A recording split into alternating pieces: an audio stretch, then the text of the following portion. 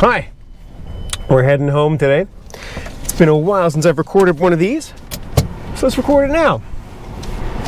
So, something that I've been thinking of quite a bit, because it's summertime. You must have noticed that it's summertime. I've been thinking about this more over the course of the summer, that they do recommend very heavily and very strongly at all times, but especially right now, to stay hydrated.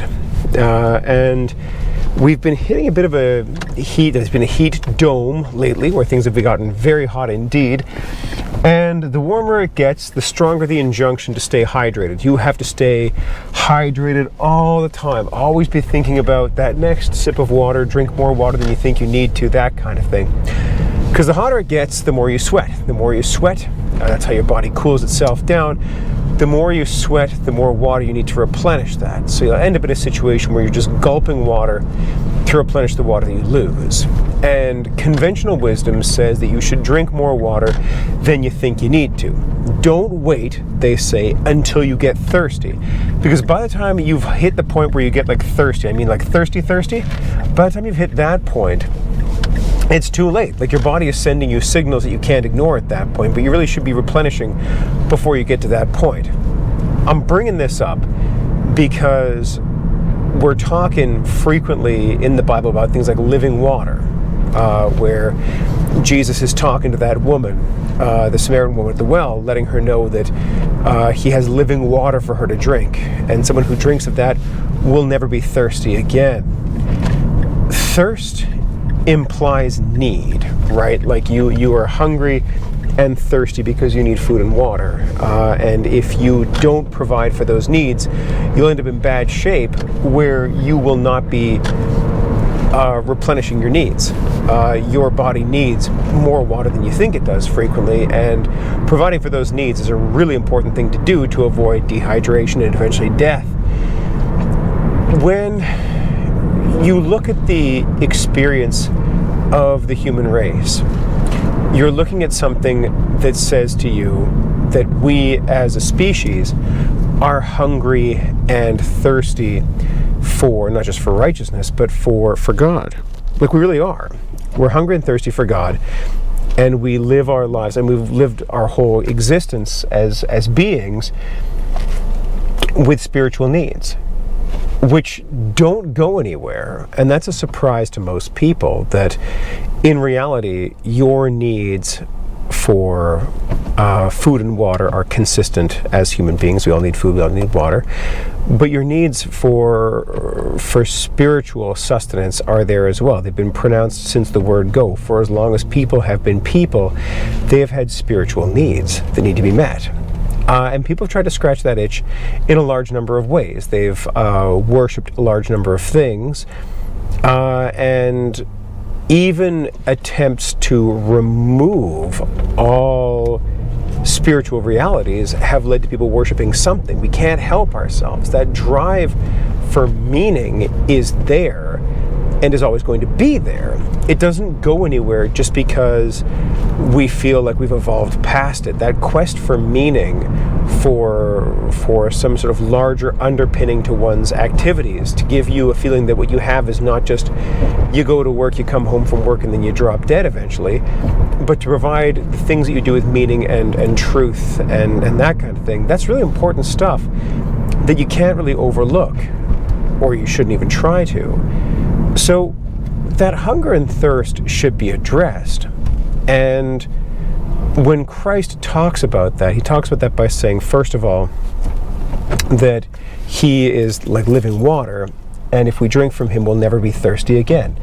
We are looking towards our thirst being quenched, not just, and like, again, he's in the ancient Near East. So for water, it wasn't just a matter of, pouring some water out of the faucet and drinking that, or buying some bottled water. It's a matter of hauling water from the well every day.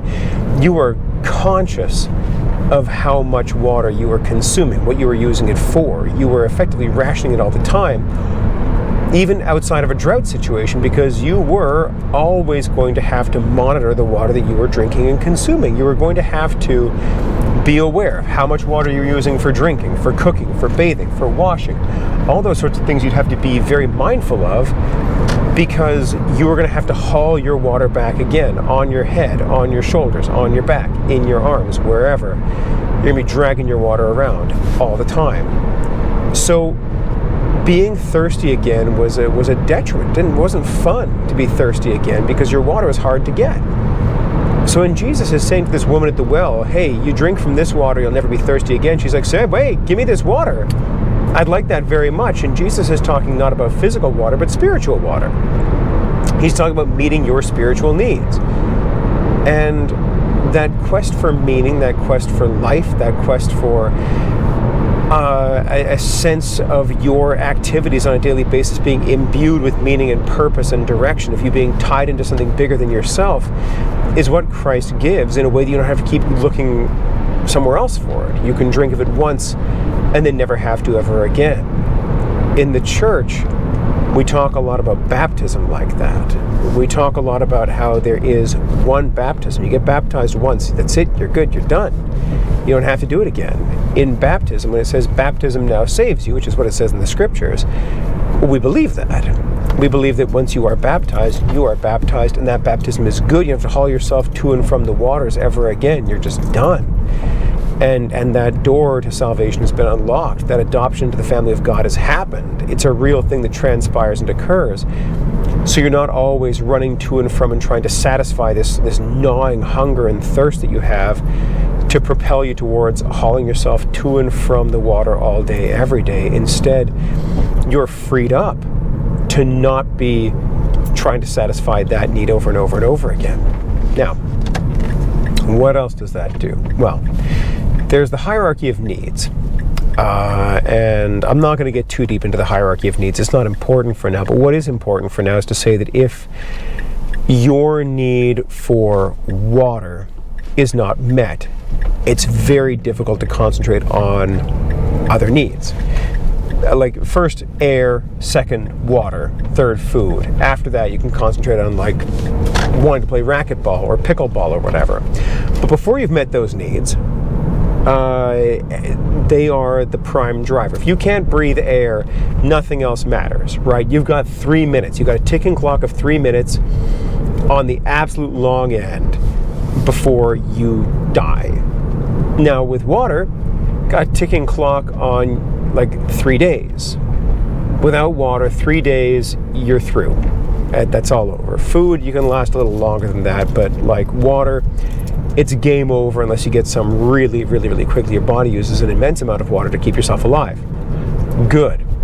So what we're talking about then is a matter in which if your need for spiritual satisfaction, for salvation, is met by Christ, that frees you up to do other things that should be done, right? Then you're not thinking constantly about how to just keep the wolf from the door. You're not thinking constantly about how do I go to and from the temple, how do I go back and forth to make sacrifices, how do I do all these things in order just to try and keep my head above water, if you'll pardon the expression.